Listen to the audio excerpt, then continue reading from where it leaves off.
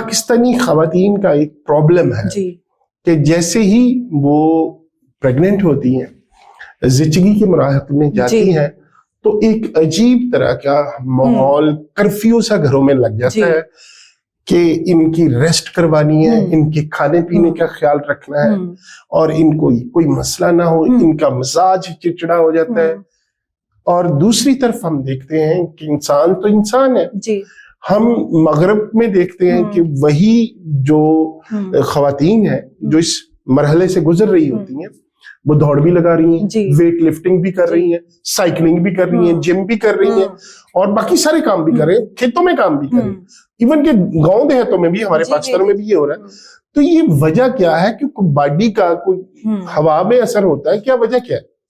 Sir बात यह है कि हमने अपने आप को वो जो टिपिकली कहते हैं ना मॉडर्न, हमने अपने आप को इतना मॉडर्न कर लिया है कि हम जो नेचर है उससे दूर हो गए। हमने अपने लाइफस्टाइल को सो कोल्ड के हमने अपने लाइफस्टाइल को मॉडर्न करके रिलैक्स कर लिया, हम फैंटेसी में चले गए। जब भी हम रियलिटी से दूर होकर फैंटेसी में जाएंगे उसके कुछ ना कुछ तो कॉन्सिक्वेंसेस हमें बेयर करने पड़ेंगे ना।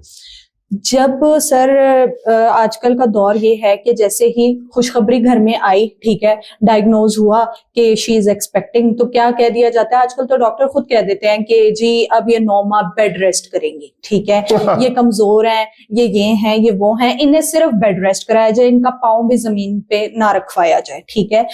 उससे कितने मसाइल पैदा हो रहे हैं ये किसी को भी नहीं पता, ठीक है।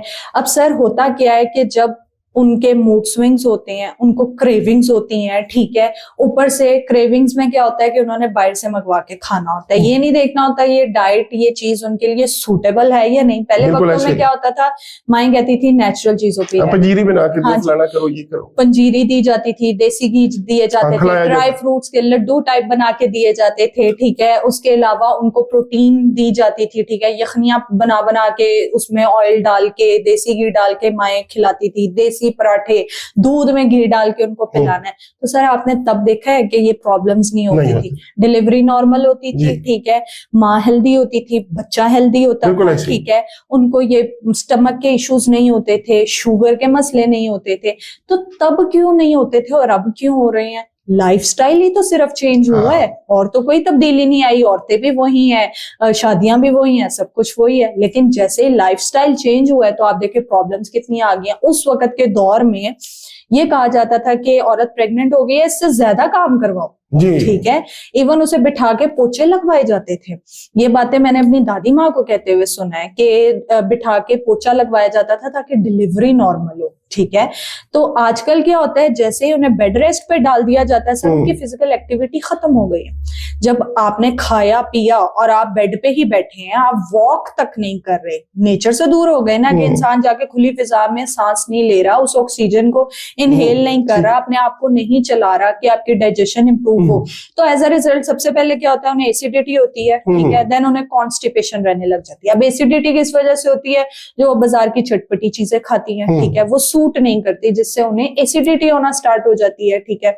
और कॉन्स्टिपेशन किस वजह से होती है कि जो वो क्योंकि सर आपने देखा है कि इस दौरान मॉर्निंग सिकनेस कितनी ज्यादा होती है, उन्हें उल्टी, नोजिया, वॉमिटिंग, ये वाली कैफियत रहती है। इस चीज को रोकने के लिए जब वो खट्टी चीजें खाती हैं, ठीक है, तो उससे क्या होता है, उनकी बॉडी में सर्दी खुश्की जो है वो बढ़ जाती है, ठंड का फैक्टर बढ़ गया, खुश्की बढ़ गई, इन दोनों ने अब उनकी जो है बॉडी में साइड इफेक्ट कॉज करने हैं। इससे क्या होगा, उन्हें कॉन्स्टिपेशन रहने लग जाएगी, एसिडिटी रहने लग जाएगी, ठीक है।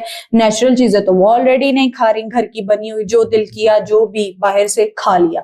ठंडी चीजें बहुत खाती हैं, आपने देखा है वो लोग ठंडा पानी बहुत पीती हैं, कोल्ड ड्रिंक्स, मशरूबात पीती हैं, और जबकि पहले क्या होता था, मना किया जाता था कि ठंडी चीजें नहीं खानी, ठीक है। अब ये इवेंचुअली क्या लीड करते हैं कि आपका टाइम ऐसे ही गुजरता रहता है, ठीक है, और साथ में मजे की बात मुझे याद आ गई कि उन्हें विटामिन बहुत खिलाए जाते हैं, ठीक है। नेचुरल फूड नहीं खिलाया जाता है जिसमें विटामिन है, नेचुरल फॉलिक एसिड इनटेक नहीं करवाया जाता, आर्टिफिशियल इतनी सारी मेडिसिन दे दी जाती हैं, बैग फुल ऑफ मेडिसिन के ये खानी है आपने, ये विटामिन है आपके, फॉलिक एसिड है, आप एनीमिक है, आपने इसको जो है ना थ्रू आउट 9 मंथ्स जो है वो यूज करना है। अब जब वो 9 मंथ्स वही मिनरल्स, विटामिन को यूज करती हैं तो उनकी बॉडी में जो है वो हीट एक्सेसिव प्रोड्यूस होती है, ठीक है, जिसे हम तिब की लैंग्वेज लैंग्वेज में कहते हैं उजलातीपन, ठीक है।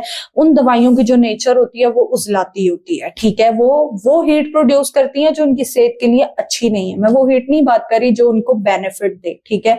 इससे क्या होता है कि जो उनकी बॉडी में जब हीट एक्सेसिव प्रोड्यूस होगी तो जो यूट्रस की फ्लेक्सिबिलिटी है जो नेचुरल डिलीवरी के वक्त होनी है वो नहीं होती। जब नेचुरल डिलीवरी का टाइम आता है तो फ्लेक्सिबिलिटी नहीं हो पाती। यूट्रस जब फ्लेक्सिबल नहीं होगा, जब वो स्ट्रेच नहीं करेगा तो क्या होगा, ऑपरेशन के अलावा कोई ऑप्शन नहीं रहती।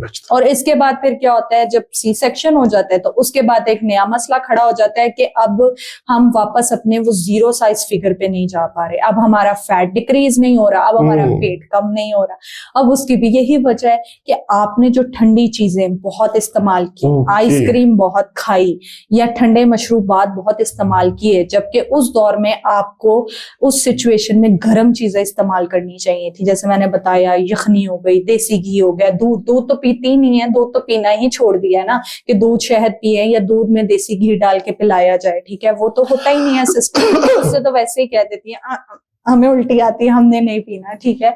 तो सर वो क्या होता है, जब आपकी बॉडी में सर्दी का फैक्टर बढ़ेगा ना तो जो फैट, अब होता क्या, अगर आप रहेंगे नेचुरल चीजों की तरफ, ठीक है, तो आपकी बॉडी में जो सिक्रीशंस बन रही हैं, ठीक है, वो बॉडी से एक्सक्रीट आउट होती रहती हैं। अगर आपकी बॉडी में हीट रहेगी वो सिक्रीशंस ऑटोमेटिकली एक्सक्रीट आउट होती रहेंगी और उसके साथ जो फैट प्रोड्यूस हो रहा है उस फैट को कभी भी एक्यूमुलेट नहीं होने देंगे। वो फैट साथ साथ जो है बर्न होकर फिगर कभी नहीं बढ़ेगा, नहीं। और जब हम उससे ऑपोजिट करेंगे, जैसे आप यूं समझे कि हमने बटर उठा के फ्रिज में रख दिया, अब हम फ्रिज में सोच रहे हो ये मेल्ट क्यों नहीं हो रहा, ये अच्छा एक बात हो, फ्रिज से याद आ गया, आपके घर में बाकी फ्रिज नहीं? अच्छा नहीं।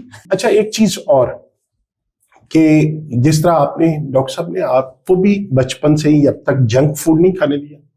नहीं, हमारे घर जो है अगर आ जाए या बाबा को पता चल जाए, ये भी गेस्ट वेस्ट आए हो तो कभी आ भी जाए तो वो फिर होती है ना तारीफ। अच्छा। ये मैं आपको बता नहीं सकती क्योंकि वो सख्ती से मना करते हैं कि ये चीज हार्मफुल है, टॉक्सिक है। मैं पागल हूँ कि अपने बच्चों को खुद जहर दे दूं, उनका पहला जुमला ये होता है। अच्छा, तो आप यूनिवर्सिटी में पढ़ी हैं, स्कूल में भी पढ़ी हैं, वहाँ कैंटीन्स भी है, तो आपने भी कभी नहीं खाया?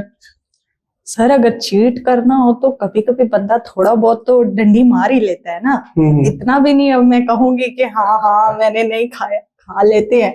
फिर जब बीमार होते हैं ना तो बाबा नब्ज से ही पकड़ लेते हैं कि तुम लोग ये खा के आए। अच्छा, जब पकड़े जाए तो फिर डांट पड़ती, क्लास होती। अच्छा।